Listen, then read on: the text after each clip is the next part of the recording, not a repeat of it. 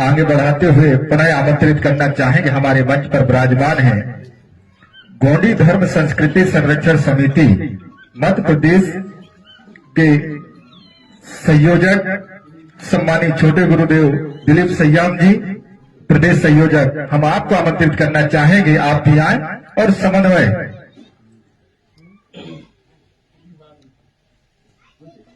समन्वय कैसा बने, इस सगा समाज को अपने शब्दों के माध्यम से हम सबको संबोधित करेंगे। जोरदार तालियां होनी चाहिए सयाम जी के लिए। धन्यवाद।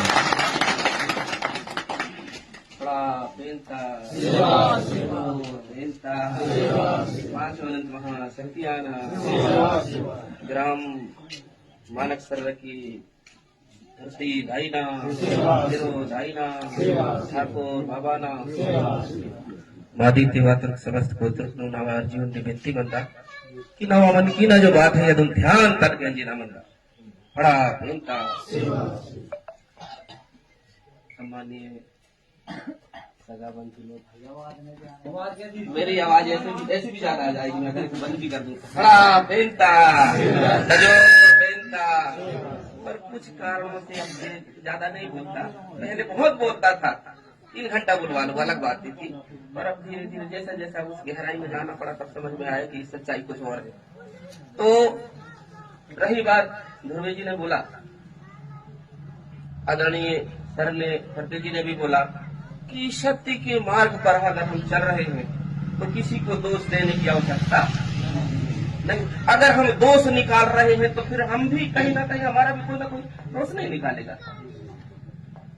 प्रकृति अर्थात ऐसी कृति, ऐसी रचना जिसको इंसान ने, उसको प्रकृति कहते हैं। और उस प्रकृति के पुजारी ये कोयावंशी कोई तो रहे। इसमें कितना घटना घटित होती है, उदय भी होता है और अंत भी होता है, पर प्रकृति स्थिर है ना।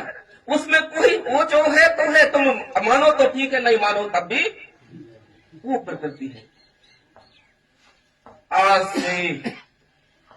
अमिताभ बच्चन ने नहीं बताया था 60 करोड़ वर्ष पूर्व, कुछ ज्यादा समय ले रहा हूं तो ज्यादा दिक्कत तो नहीं। 60 करोड़ वर्ष पूर्व इस भूभाग को गोंडवाना बोलते थे। लगभग 18 करोड़ वर्ष बाद इस धरती के बीच से जो धारा थी उसको बोलते थे तेथिस सागर। तेथिस सागर के घर्षण से नीचे जो प्लेटें थी वो धीरे धीरे खिसकना शुरू हुई और इसके बाद हिमालय की उत्पत्ति हुई। इसके कई लाख करोड़ वर्ष बाद सिंधु घाटी सभ्यता का उदय हुआ।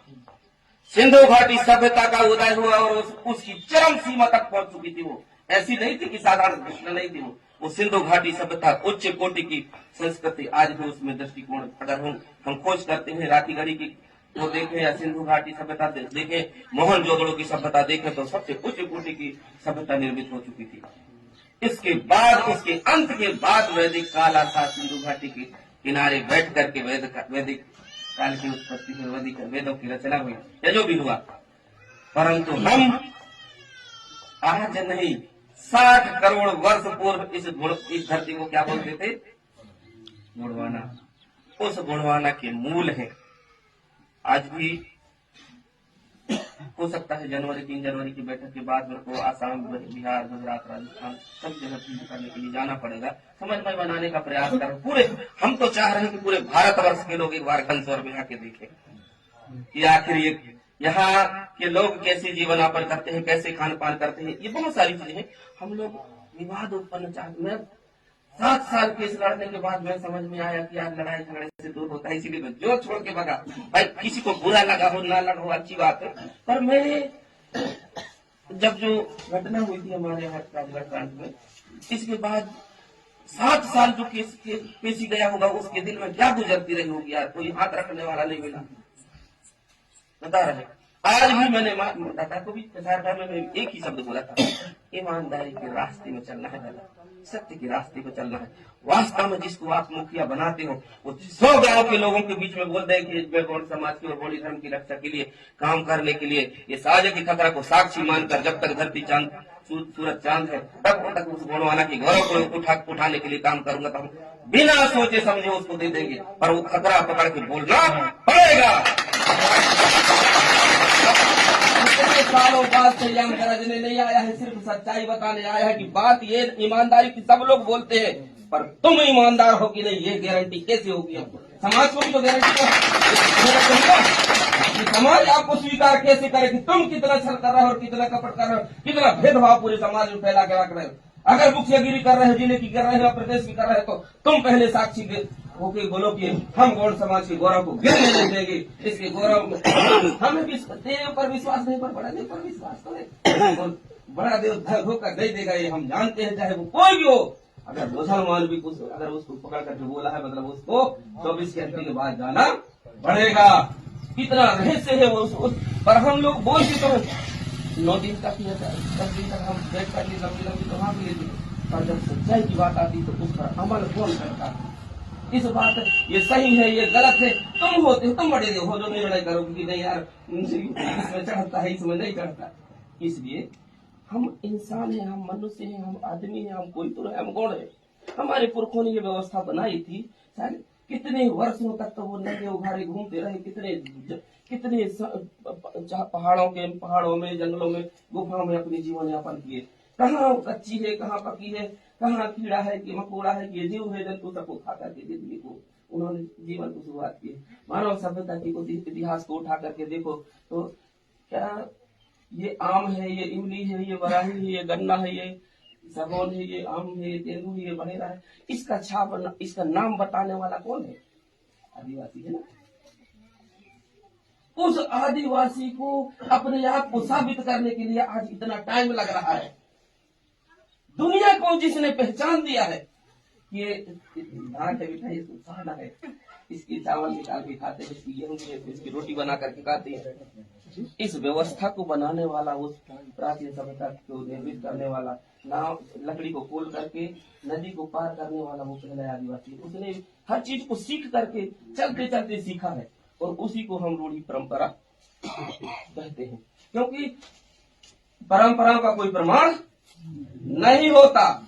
चलते चलते समाज के प्रमुख जन अगर ये दृष्टिकोण, सबके दृष्टिकोण से अच्छा से इसको स्वीकार करेंगे, ऐसा व्यक्ति जैसे आज अपने इतने लोगों ने बैठने के बाद अगर लगा कि ये वास्तव में यार ये समाज में ये बात सबके हित की है, तो इसको स्वीकार कर लेंगे। सयाम को महान, मैं कभी नहीं बोला हूं कि मेरे को धर्माचार्य कहो, गुरुजी कहो या महान कहो। मैं इस समाज का बेटा हूं, और बेटा होने के नाते जब तक जिंदा हूं तब तक इस संस्कृति को ऊंचा उठाने के लिए काम करूंगा।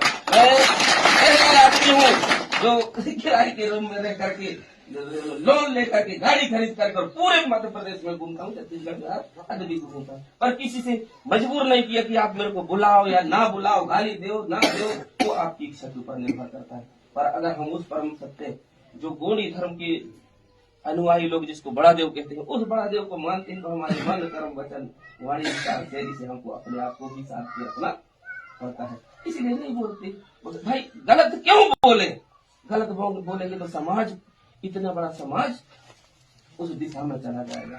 किसी को भी बोल देते हैं कि ऐसा करते हैं, वो सारी बातों को सुन लिया, पर कभी अगर कहीं न किसी ने देखा होगा फेसबुक, व्हाट्सएप या हमारे माई के माध्यम से कि सयाम ने ऐसा गलत बोला है, तो बताओ, मैं उस बात के लिए जितने हजार लोगों के बीच में कहूँगी क्षमा मांग लूंगा।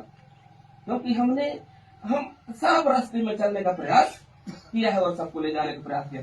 जो उसको इस हृदय से स्वीकार करेंगे तो उसको रास्ता बनाए और आगे ले जाने का काम किया है। मैं क्षमा चाहता हूँ, कुछ ज्यादा तो नहीं बोल दिया, और एक चीज सच्चाई है। मैं कई बार बोला हूँ कि वास्तव में 100 गांव के लोग इकट्ठे हो और बोल दो कि इसको हम मुखिया बना रहे हैं, ये साक्षी माने, और इसको बोलो कि मैं चाहे उधर जिस पार्टी में जा रहा हूँ उस पार्टी में मेरे को मान मिले या ना मान मिले, परंतु आप लोगों की दर्द को मैं वहां पर रखूंगा, ऐसा बोलने वाले हम मर जाए चल जाएगा, परंतु दूसरा तैयार है। इतनी सारी खाड़ू आदमी दूसरों भी तो तैयार हो सकते ना, परंतु खुद मरण से डर रहा है और उसको मुखियागिरी बना रहे हैं हम लोग। कहीं ना कहीं हमारी सोच में गलती है। सोचने के दृष्टिकोण को जब तक हम सुधार नहीं करेंगे, इतने बड़े समाज का गौरव मैं क्षमा चाहता हूँ। पर एक बार घनसोर में भी रखो इस बार, और 100 गांव के लोग बैठेंगे हम, परंतु अगर हम किसी के अनुयायी बन रहे हैं, किसी के अनुयायी पिछुआ बन रहे हैं, तो पहले उसकी भी टेस्टिंग लेंगे। क्या बताए आगे जाके भाई इतने जिम्मेदार लोग 20 सालों से संघर्ष करके और आगे बढ़ रहे हैं, यहाँ ज्यादा पैसा मिले वही गलत है, तो फिर क्या होगा समाज का। इसलिए बहुत अच्छी मरावी जी, आपने भी बहुत, मैं फोन से बात हुई थी, मैं बहुत, क्योंकि अभी 3 तारीख को मीटिंग के बाद में गुजरात राजस्थान ये सब फील्ड में जाऊंगा ही। लड़के लोग सभी लोगों से निवेदन करता हूँ कि नम्रता के साथ में पूरे समाज में अगर बैठे एक बार ऐसे बैठ कर एक गाँव में बैठक लोग कि भाई सही क्या है गलत है, तो हम कौन निर्णय लेने वाले, बड़े दिन करेंगे यार, है ना। अब नहाए चाहे न नहाए चाहे कई दिन कैसे हो रहे, पर जिसको खतरा मारता है उसी को मुख्य बनाते हो ना। तो फिर आज कैसी त्रुटि हो रही है 20 साल से काका जी, पूरा सिस्टम सुधर जाएगा, ज्यादा बड़ी बात नहीं करता था। और मैं भी चाहता हूँ, क्योंकि मैं भी गौड़ समाज का बेटा हूँ और ये संस्कृति से हमें प्रेम है, और इस कदर प्रेम है कि हम अपने आप को भूल जाएंगे यार हमारे आजू बाजू है क्या नहीं है, कचू है कि नहीं, कोई जुगाड़ है कि नहीं कल परसों के लिए। परंतु निरंतर जब हमने उस समय बोली थी मतदाता के साथ में कि जब तक हम हमारे उसमें सांस है और गलत को सांस नहीं देंगे चाहे तब वो क्यों ना हो, नहीं तो फिर सही और गलत का निर्णय नहीं ले पा रहे तो फिर काय के बुद्धिजीवी। और इसी बात के लिए हम अधिक विचार परम शक्ति बड़ा देवना बेनता महाशक्तियाना।